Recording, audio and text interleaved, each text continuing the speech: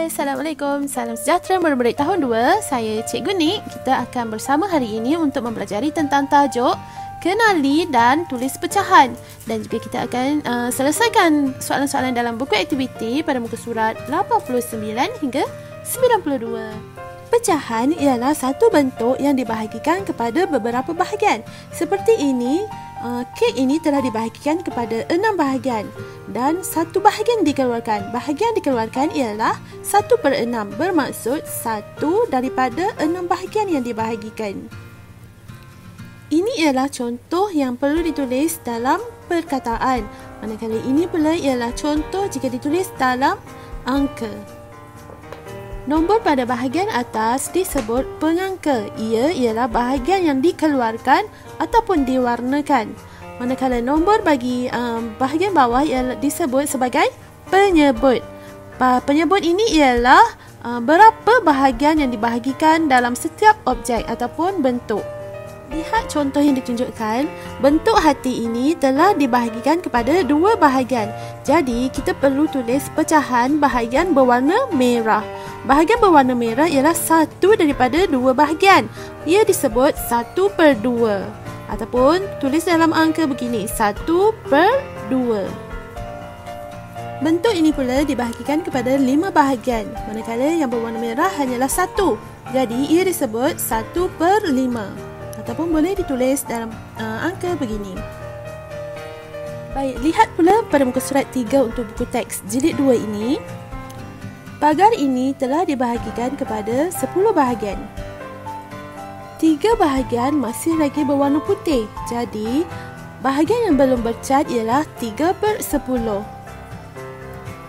Lihat pula kad yang dipegang oleh Mimi dan Ali. Siapakah yang pegang kad 5/8? Mengapa? Ya, untuk pengetahuan kamu, pecahan mestilah bentuk yang sama besar ataupun saiznya mestilah sama. Lihat pecahan yang ditunjukkan oleh Mimi, pecahannya tidak sama besar, saiznya tidak sama besar.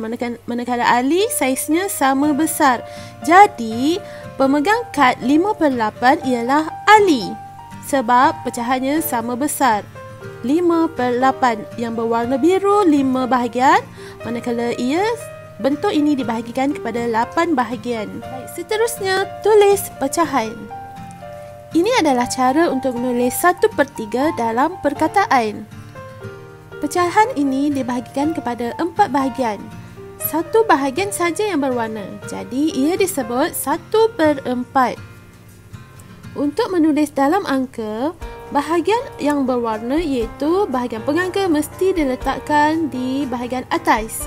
Manakala bahagian bawah ialah berapa bahagian yang telah dibahagikan sebelum ia berwarna. Jadi kesemua bahagian ini diletakkan di bawah yang disebut penyebut. Lihat contoh yang ditunjukkan oleh murid perempuan ini yang mewarnakan 2 daripada 3 bahagian. Bermaksud bahagian pengangka ini 2, jadi murid ini hanya mewarnakan 2 bahagian. Manakala murid lelaki ini pula melorek 3/5, bermaksud 3 bahagian yang dilorekkan daripada bahagian-bahagian yang telah dibahagikan 5 ini. Baiklah, mari kita selesaikan soalan dalam buku aktiviti pada muka surat 89. Soalan yang pertama, sebut pecahan. Bulatkan gambar atau gambar rajah pecahan itu. Di sini telah ditunjukkan contoh jawapan iaitu 1/2. Untuk soalan B, kamu perlu pilih 1/4 yang mana satukah pecahan 1/4.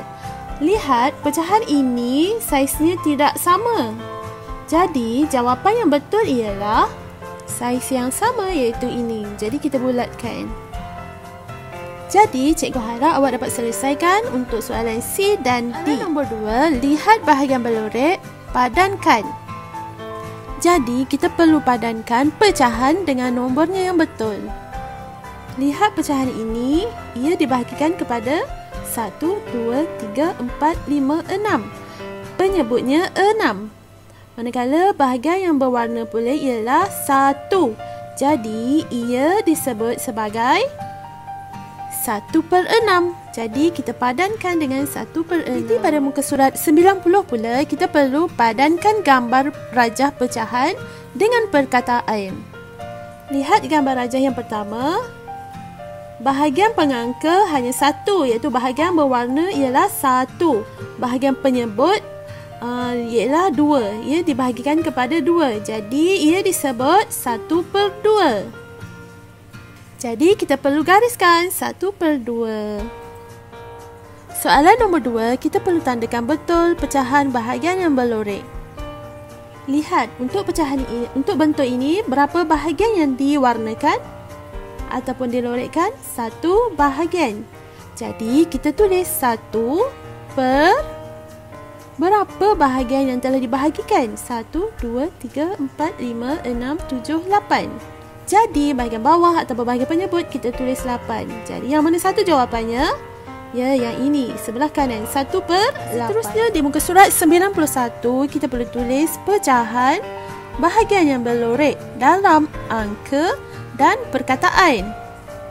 Seperti yang ditunjukkan dalam contoh yang diberikan ini. Okey, jadi untuk bahagian ini, kita perlu lihat berapa bahagian yang berwarna. 1. Jadi, kita tulis 1. Berapa bahagian yang telah dibahagikan, iaitu penyebutnya? Berapa? 1, 2, 3, 4, 5. Jadi, kita tulis 5. Ia disebut 1/5. Jadi, kita tulis 1/5. Boleh? Soalan kedua, kita perlu tulis pecahan dalam angka atau perkataan. Jadi, untuk soalan A telah diberikan angka. Jadi, kita kena tulis dalam perkataan. Untuk soalan B pula telah diberikan perkataan. Jadi, kamu perlu tulis dalam angka. Contohnya seperti ini, 3/4. Jadi, tulis dalam perkataan 3/4.